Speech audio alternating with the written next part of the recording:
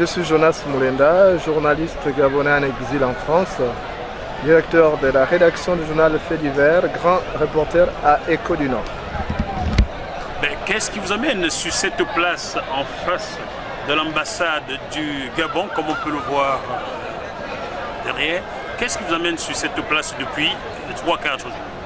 C'est justement la proclamation des résultats de l'élection présidentielle de samedi 27 août dernier. Plus de 3 jours après le scrutin, nous attendons toujours les résultats et nous avons appris des sources sûres que M. Ali Bongo, président sortant, est en train de tripatouiller les résultats parce qu'il a été battu à plate couture par l'opposant Jean Ping qui bénéficiait du soutien populaire. Et Ali Bongo Ondimba, qui a été correctement laminé, est en train de tripatouiller, en train de modifier les procès-verbaux pour pouvoir faire encore un passage en force comme il a fait en 2009. Et nous sommes donc venus pour dire plus jamais ça. En 2009 il a fait, mais 2009 n'est pas 2016, c'est pourquoi nous venons ici chaque jour du lever au coucher du soleil pour dire plus jamais ça. Le Gabon ne veut plus de cette imposture, le Gabon ne veut plus de forfaiture, le Gabon est une nation démocratique et que le président élu Jean Ping doit prendre les rênes du Gabon sans pourtant qu'il y ait effusion de sang. Jusqu'où êtes-vous prêt à aller pour obtenir ce que vous demandez? Nous allons nous battre jusqu'au bout et s'il faille camper ici des mois durant, nous allons le faire. Nous allons, si nous ne sommes pas écoutés, nous allons peut-être aller faire un sitting au niveau du Parlement français. Nous allons saisir le président François Hollande, nous l'avons déjà écrit, et nous allons accentuer la pression, mettre la pression également sur le Quai d'Orsay, parce que n'oubliez pas qu'Ali Bongo Ondimba, qui est président du Gabon par défaut, a été le produit fabriqué par la France de Nicolas Sarkozy et qu'il appartient à la même France de tout mettre en œuvre pour que le Gabon soit un pays démocratique et que cet imposteur d'Ali Bongo Ondimba quitte le pouvoir, parce que la clé qui ouvre la porte, c'est la même qui ferme la porte. C'est un diable, Bongo, c'est un diable. Bongo est dangereux quand même, on le sait. Donc, moi je sais qu'il est dangereux parce que ce qui se passe, c'est que la famille Bongo, quand on est né, c'était déjà cette famille. On a grandi qu'avec cette famille. Donc je pense qu'autour de nous, tout le monde a vu autour de nous que des assassinats, des cadavres de corps, toujours avec le même scénario.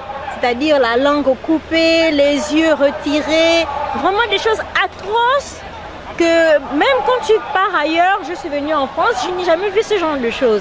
Ça n'existe qu'au Gabon. Et ce qui est bizarre quand même, ce qui paraît étrange, c'est que les commanditaires ne sont jamais arrêtés. Donc quand même, à ce moment-là, on peut quand même se poser des questions, quoi.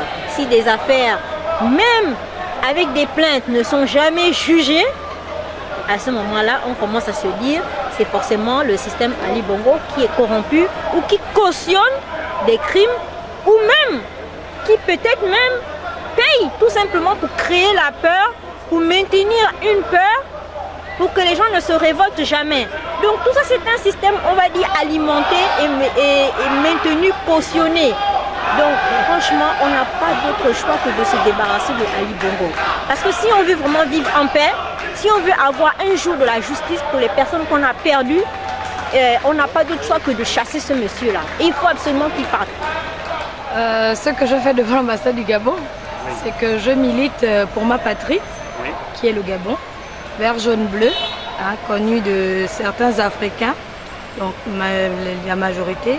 Et je suis présente aussi avec ce t-shirt que vous voyez égal, pour dire que c'est la nouvelle génération, un nouveau Gabon. Donc ça veut dire tout simplement être Gabonais autrement et librement.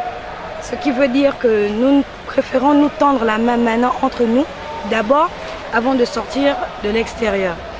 Je suis dans des mouvements panafricanistes et j'estime que si j'arrive à adhérer à des mouvements pareils, c'est que je peux me battre pour mon pays. Donc depuis samedi, nous sommes là, depuis le 27 août, et nous n'avons pas cessé le combat parce que Ali Bongo Ondimba, notre ex-président, ne veut pas la culture de l'alternance.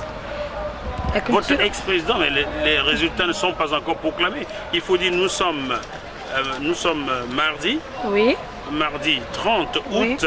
Il est exactement 19h30. Les résultats qu'on attendait à 17h ne sont pas encore tombés. Donc il n'est pas encore ex-président. Mais au sein de la diaspora, il est ex-président parce que nous savons tous que dans les urnes, au niveau de l'Occident, c'est M. Jean Ping qui a gagné. Donc, Ali Ben Bongo Ondimba, nous savons qu'il est partant. Qu'est-ce que vous reprochez à Ali Bongo? Monsieur Ali Ben Bongo Ondimba a eu 7 ans. D'accord? Il a eu 7 ans en tant qu'observateur en étant à l'étranger. Il a pu avoir 7 ans. 7 ans, c'est énorme pour la construction de certains projets. Il a eu une certaine somme d'argent qui a été délibérée pour le Gabon, comme ça n'a même pas été au temps de son père.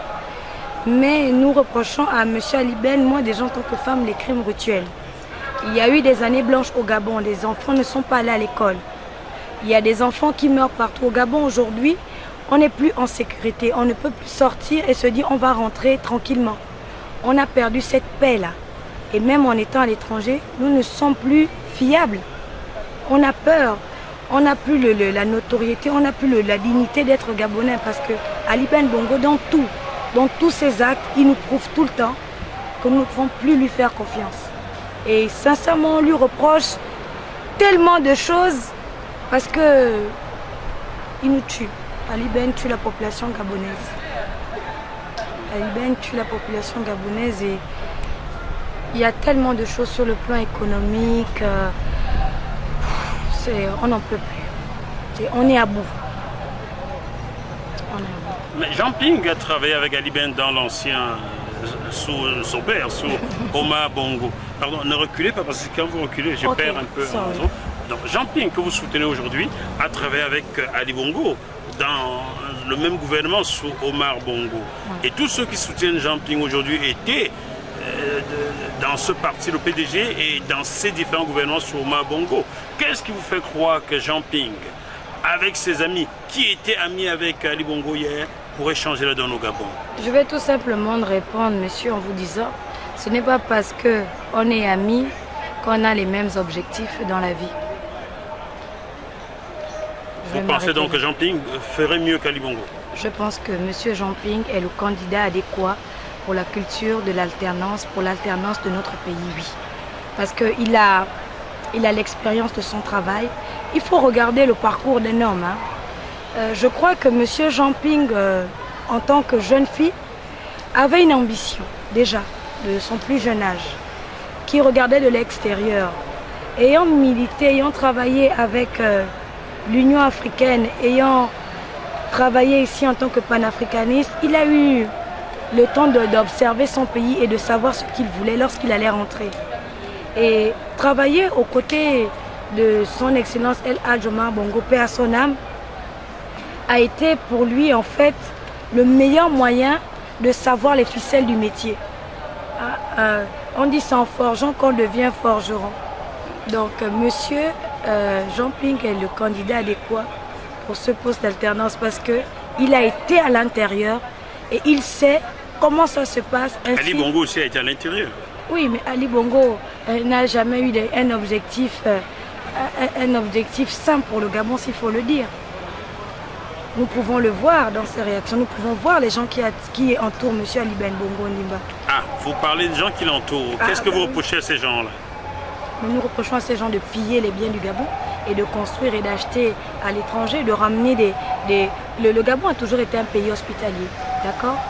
On a toujours pu recevoir, il y a tellement de Maliens, de Sénégalais, il y a eu la famille de Sounaki qui était au sein du Gabon, on n'a jamais eu ces problèmes-là. Mais pourquoi avec M. Ali Ben Bongo Ondimba, il a eu besoin de se faire remarquer avec son ami Meksa Akombesi? Est-ce que ce ne serait pas le procès de Meksa Akombesi que vous êtes en train de faire? Pardon, de reculer parce que je perds. Non, je n'ai pas à faire son procès. Ils ont fait un choix, Ali a ramené sa bande et personnellement, ils ont décidé de faire du Gabon ce dont ils ont envie. Ils sont en train de réaliser leurs rêves d'enfance. Pour moi, M. Ali Ben Bongo Ondimba réalise ses rêves d'enfance. C'est un enfant gâté, un enfant pourri et il a cru qu'être au pouvoir, il devait faire du Gabon. c'est son jouet. Hein. Les Gabonais sont ces petits jouets. Vous savez, un enfant, quand on l'offre son jouet, il est toujours tout le temps dessus avec les voitures, les petites voitures. Il roule et après il jette. Mais aujourd'hui, ça a été le revers. C'est la population qui le rejette. Et il doit accepter. Il sait au fond de lui qu'il n'a pas gagné. Qu'il accepte. Qu'est-ce que vous attendez de Jean Ping dans les 3 prochains mois, si jamais il était proclamé président de la République? La sérénité et la paix.